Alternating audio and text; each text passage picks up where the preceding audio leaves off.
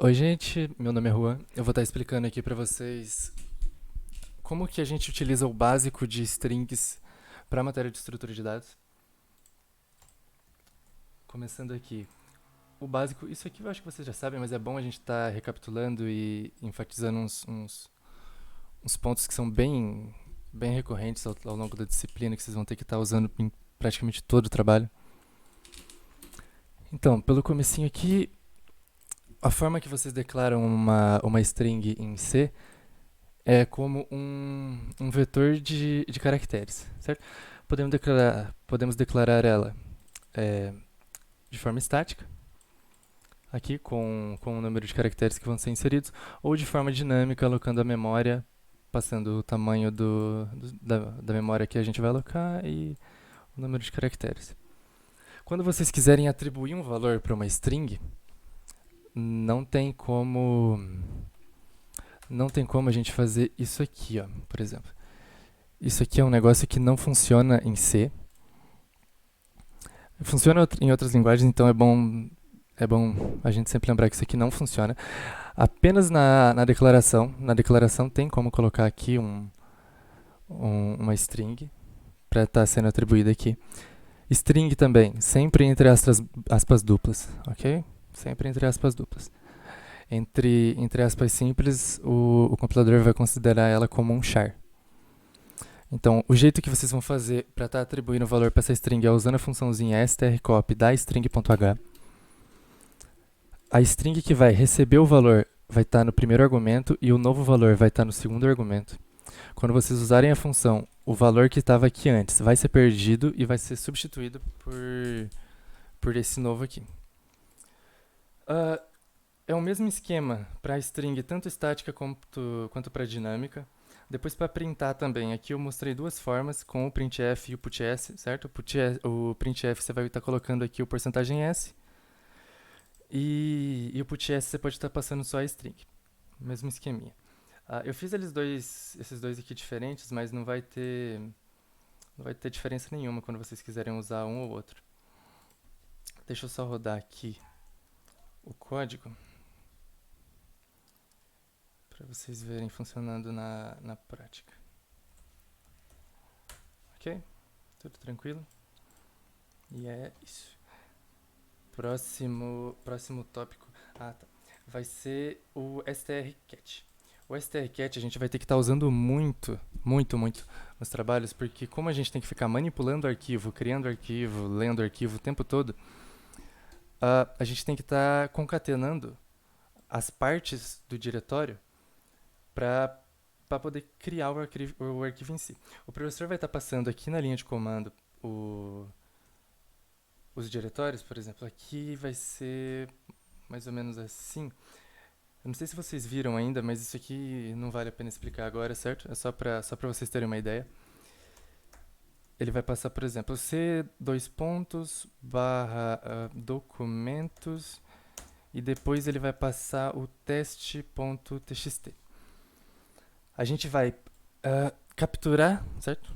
O que está escrito aqui e vai ter que tratar dentro do código. Só que como aqui eu dei quebrada, certo? A informação está quebrada, a gente tem que juntar ela para poder fazer o diretório ficar completo. A forma que a gente faz isso é usando a funçãozinha strcat, que ela vai fazer o seguinte. Aqui a gente tem uma terceira string, ela vai pegar o conteúdo da string 1 e vai adicionar no fim da string 3. Ou seja, o primeiro argumento é a string que recebe e o segundo argumento é a string que vai ser concatenada na outra. Então aqui eu vou estar concatenando os C2 pontos, depois concatenando o barra e depois concatenando o resto do path. Deixa eu rodar aqui para vocês. Opa, aqui. No fim o resultado vai estar mais ou menos assim. Isso aqui, lembra, vocês vão ter que estar sempre fazendo com arquivos que a gente não sabe o tamanho, então não é muito bacana ficar usando com string estática. A gente vai estar usando na maior parte do tempo com a string dinâmica. A string dinâmica, caso vocês não saibam, é interessante estar dando uma olhadinha nessa função aqui, que ela retorna um int com o número de caracteres da string. Então, como que a gente faz daí então para dar um calloc com o número exato de memória? strlen nas strings que vocês querem concatenar e depois sempre adicionando um mais um, que é pro contra barra zero padrão, que o C adiciona no fim de toda a string, ok? Sem esse mais um aqui, se ficar exatamente só com o tamanho dessas strings aqui, não vai rolar. Tem que ter o mais um por causa do barra zero. Vou estar compilando aqui só para vocês verem o código funcionando. Vou inserir aqui o C2 pontos, documentos.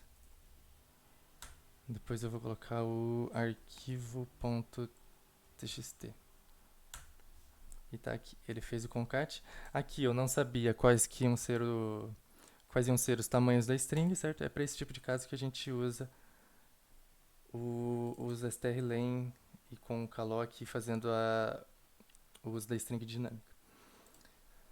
Agora, vocês vão ter que também ler strings de arquivos texto, ok? Os arquivos vão ser passados também no terminal, vocês vão tratar isso.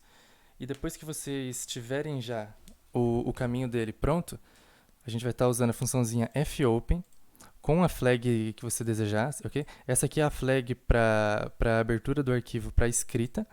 Caso alguém queira dar uma olhadinha depois, a gente usa mais para escrita e para leitura. Mas eu vou estar deixando aqui ó, um link com um textinho bem bacana explicando sobre as flags e apresentando elas. Vale dar uma lida nisso aqui depois. O código vai estar no GitHub, ok? Então é só vir aqui, copiar e colar. Vamos lá. A gente aplicou o fopen aqui no file pointer. Depois disso, se você quiser escrever alguma coisa no arquivo, dá para imaginar que o arquivo é como se fosse um terminal, ok? O terminal que vocês printam aqui. A maioria das funções vai ter até o mesmo nome. fprintf é a função mais comum para a gente estar printando no arquivo. Primeiro argumento, nome do arquivo. Segundo argumento, a string que vocês desejam. Deu isso. fclose. E era isso. Não pode esquecer, gente, de dar o fclose, ok? Porque isso aqui fica aberto, fica consumindo memória.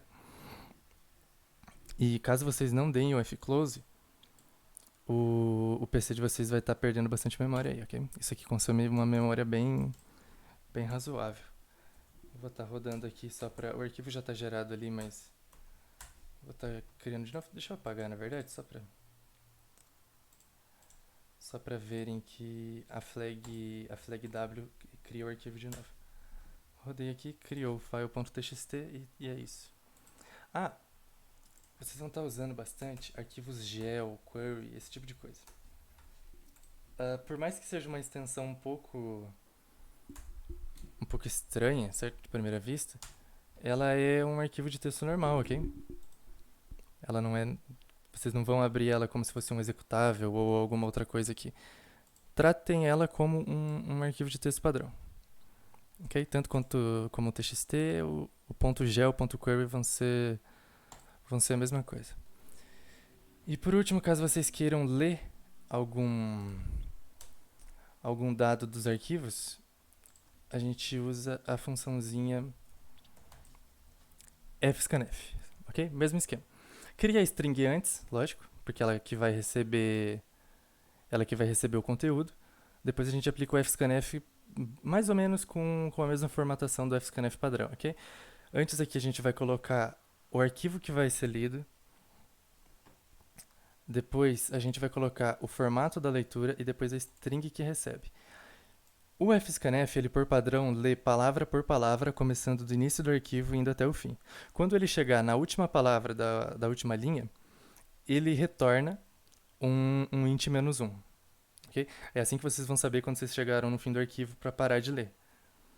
E o fgets, ele é uma funçãozinha que ele consegue ler uma linha inteira. Ok?